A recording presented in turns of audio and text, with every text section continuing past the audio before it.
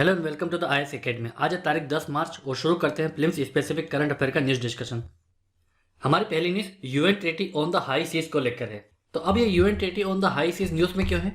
दरअसल recently United nation की जो इंटर गवर्नमेंटल कॉन्फ्रेंस हुई थी IGC on marine biodiversity of areas beyond national jurisdiction, वहां पर इस यूएन ट्रीटी ऑन हाई सी को इम्प्लीमेंट करने का फैसला लिया गया है। ये यूएन ट्रीटी जो होगी हाई सीज को लेकर, ये पहली ऐसी ट्रीटी होगी जो हाई सीज के बायोडाइवर्सिटी को प्रोटेक्ट करेगी और ये एक लीगली बाइंडिंग ट्रीटी होगी। इसका मेन एम ये होगा कि जो हमारे मरीन रिसोर्स हैं, जो हमारी मरीन बायोडाइवर्सिटी है हाई सीज में, जहां पर किसी भी कंट्री का जुरिसडिक्शन नहीं होता, वहां पर जो मरीन रिसोर्स है, मरीन लाइफ है, उनको प्रोटेक्ट करना, उनका सस्टेनेबल यूज को इंश्योर करना, ये इस पूरे ट्रीटी का मकसद है। इस ट्रीटी को biodiversity beyond national jurisdiction agreement भी बोला जाता है, बीबीएनजे। अब यहाँ पर पहले हमें हाई सीज का मतलब पता होना चाहिए। तो 1958 का जो Geneva convention of the high seas है, वो ये बोलता है कि जो सी का जो पार्ट होता है जो कि किसी भी देश के टेरिटोरियल वाटर्स में नहीं आता है, तो उसे हाई सीज बोला जाता है। या फिर उस कंट्री का जो एक्सक्लूसिव इकोनॉमिक जोन है जो कि 200 नॉटिकल माइल्स तक होता है, 370 किलोमीटर, उसके बियॉन्ड जो भी एरिया होता है सी का, उसे हाई सी बोला जाता है। यहाँ पर किसी भी देश का जो जुरिसडिक्शन है वो लागू नहीं होता है।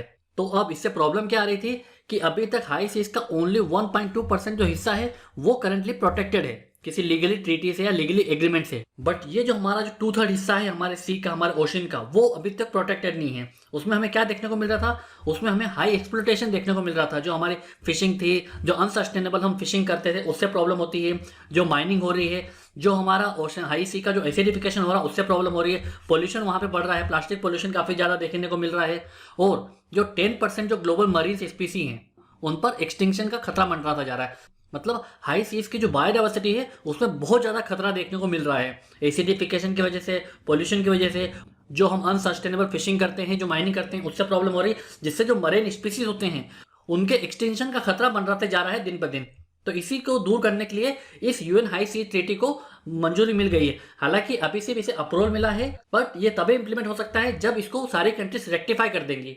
तो यहाँ पर रेक्टिफिकेशन होना बाकी है, पर फिलहाल के लिए इस ट्रीटी को अप्रूवल मिल गया है।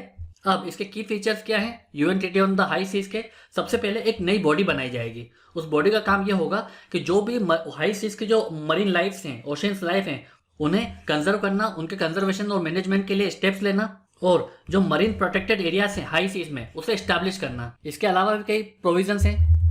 ये वर्ल्ड के इंटरनेशनल वाटर्स में 30% का हिस्सा जो है उसे मरीन प्रोटेक्टेड एरियाज डिक्लेयर कर देगा बाय 2030, ताकि उस एरिया में जो मरीन कंजर्वेशन है और उनके जो न्यू रूल्स है माइनिंग को लेकर, वो इंप्लीमेंट किए जाएंगे। इसमें प्रोविजन ये भी रखा गया है कि जो मरीन जेनेटिक रिसोर्स हैं उससे जो भी फायदा मिलेगा उसकी इक्विटेबल शेयरिंग की जाएगी। मतलब हर कंट्रीज के साथ में उसकी शेयरिंग की जाएगी, किसी एक कंट्री का उस पर एक्सक्लूसिव राइट्स नहीं होंगे। तो जो जेनेटिक रिसोर्स से जो भी बेनिफिट मिलेंगे वो कंट्रीज के साथ में आपको शेयर करना पड़ेंगे। यहाँ पर कोई भी अगर हाई सीज में आप प्रोजेक्ट इंप्लीमेंट करते हो तो पहले आपको इन्वायरमेंटल इंपैक्ट असेसमेंट करना होगा, EIA। अगर कोई आप डीप सी एक्टिविटीज करते हो जैसे कि माइनिंग, यहाँ पर जो रिच कंट्रीज हैं उन पे ऑब्लिगेशन ये है कि आपको ज्यादा पैसे देने होंगे। जैसे कि यूरोपियन यूनियन अनाउंस किया है कि वो 820 मिलियन यूरोस फंड करेगा इसमें। इस ट्रीटी में ये भी ध्यान रखा गया है कि जो सोसाइटी है उसके बेनिफिट के लिए, जैसे फार्मास्यूटिकल या फिर फूड, जो उनको बेनिफिट जो मिलता है सोसाइटी को, वो इंश्योर हो सके, और अभी तक जितना हमारा बायोडाइवर्सिटी लॉस हुआ था उसको हम रिवर्स कर सकें और सस्टेनेबल डेवलपमेंट को हम इंश्योर कर सकें।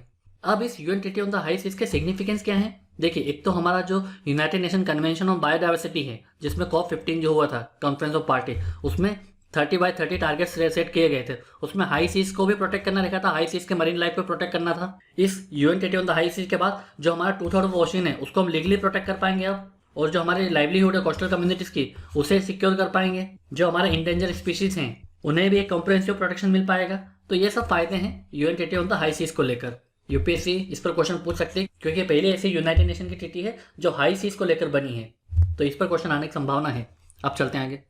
हमारी अगली न्यूज वुमेन्स आइकन लीडिंग स्वच्छता विंस अवार्ड को लेकर है, जो कि 2023 के लिए ओपन हो चुके हैं। मतलब इसके लिए अभी एप्लीकेशन मंगाए जाएंगे और बाद में इसे अप्रोप्रिएट कैंडिडेट को चूज करके उन्हें ये विंस अवार्ड दिया जाएगा, वुमेन्स आइकन्स लीडिंग स्वच्छता। अब ये जो अवार्ड है इसका मेन ऑब्जेक्टिव ये है कि जो हमारे वुमेन्स है उनका इम्पैक्ट क्या है सैनिटेशन और वेस्ट मैनेजमेंट में, उनके एफर्ट को यहाँ पर अप्रिशिएट किया जाएगा, ताकि इससे और दूसरी जो वुमेन्स हैं उनको इंस्पिरेशन मिल सके।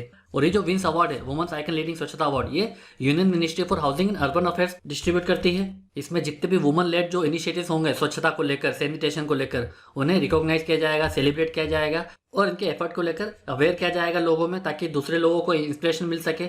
इस पूरे अवार्ड में एक ट्रांसफॉर्मेशनल शिफ्ट देखने को मिलता है कि वुमन इन स्वच्छता से वुमन लेड स्वच्छता, मतलब पहले वुमन को लेकर स्वच्छता की बात होती है, बट अब स्वच्छता में जो वुमेन्स का जो कंट्रीब्यूशन है उन पर फोकस किया जा रहा है, क्योंकि उनके द्वारा जो एफर्ट लिए जा रहे हैं हम उन्हें महत्व दे रहे हैं। इसके लिए एप्लीकेशन आपको 8 मार्च से 5 अप्रैल 2023 तक लिए जाएंगे और एप्लीकेशन जो मंगाए गए हैं उसमें self help groups, micro enterprises, NGO जो हैं, स्टार्टअप, इंडिविजुअल वुमेन्स लीडर या स्वच्छता चैंपियन जो भी हैं, वो सब अपने लेवल पर एप्लीकेशन भर सकती हैं। सारी एंट्री स्वच्छता पोर्टल पर दायर की जाएंगी, जो 2021 में union ministry of housing and urban affairs ने लॉन्च किया था अंडर स्वच्छ भारत मिशन अर्बन 2.0 के अंदर। तो यहाँ पर हमें बस विंस अवार्ड के बारे में पता होना चाहिए कि किस क्षेत्र में दिया जा रहा है और इसका ऑब्जेक्टिव क्या है। अब चलते हैं आगे।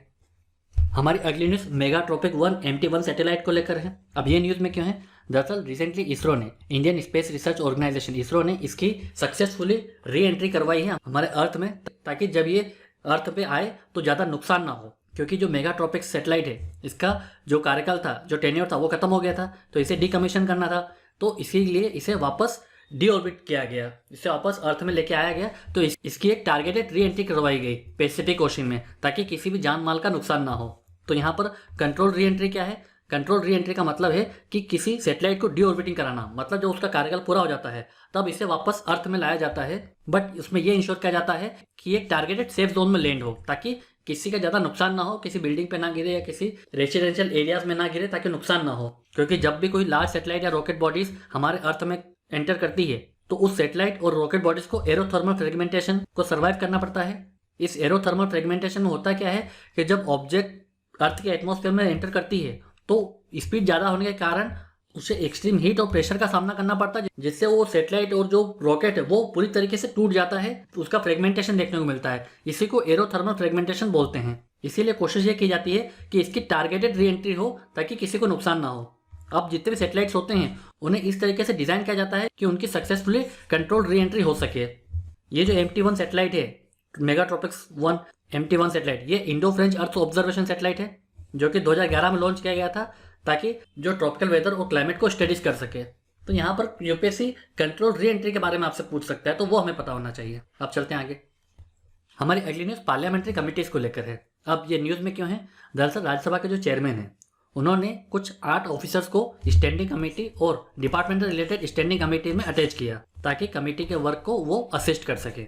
बट इसका क्रिटिसिज्म देखने को मिला। क्रिटिसिज्म ये था, ये पार्लियामेंट्री प्रोसीजर को वायलेट करता है। क्यों?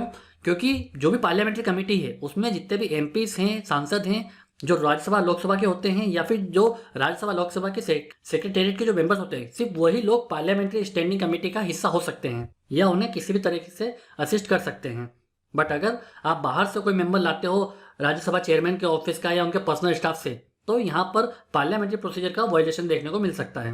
बट राज्यसभा चेयरमैन का मानना ऐसा है कि ये मल्टी लेयर कंसल्टेशन के बाद में डिसीजन लिया गया, ताकि जो हमारी कमेटी है उनके वर्क को, उनकी प्रोडक्टिविटी को इम्प्रूव किया जा सके।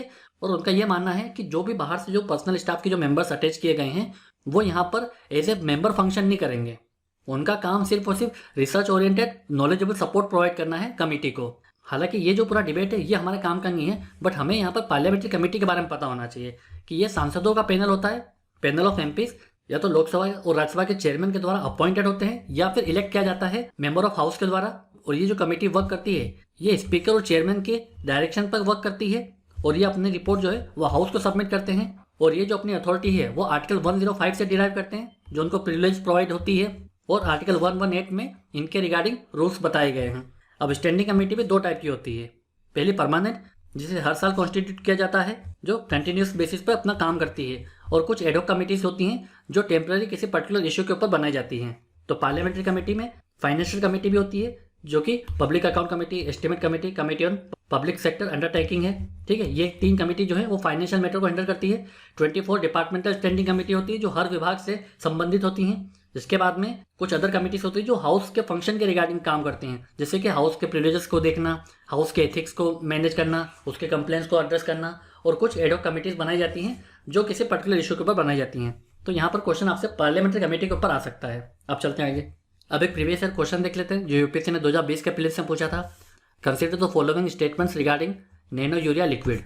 तो पहला स्टेटमेंट है nano urea liquid was first develop by the council of scientific and industrial research CSIR। तो ये स्टेटमेंट गलत है। जैसे कि हमने कल के वीडियो में डिस्कस किया था, जो नैनो यूरिया है, जो नैनो डेप है, ये किसने डेवलप किया है? ये इफ्को ने डेवलप किया है। तो ये स्टेटमेंट गलत हो गया। और सेकेंड स्टेटमेंट है India is the first country globally to start commercial production of nano urea. तो ये स्टेटमेंट भी सही है। इंडिया पहली ऐसी कंट्री है जो नैनो यूरिया का जिसने कमर्शियल लेवल पर स्टार्ट किया था। तो यहाँ पर सेकेंड स्टेटमेंट सही है। तो आंसर क्या होगा इसका? B2 only. इस वीडियो के PDF को डाउनलोड करने के लिए आप हमारे टेलीग्राम चैनल को ज्वाइन कर सकते हैं। ऐसे ही हो करंट अफेयर की वीडियोस के लिए आप हमारे यूट्यूब चैनल को सब्सक्राइब कर सकते हैं। आज के वीडियो में सिर्फ इतना ही है। Thank you very much.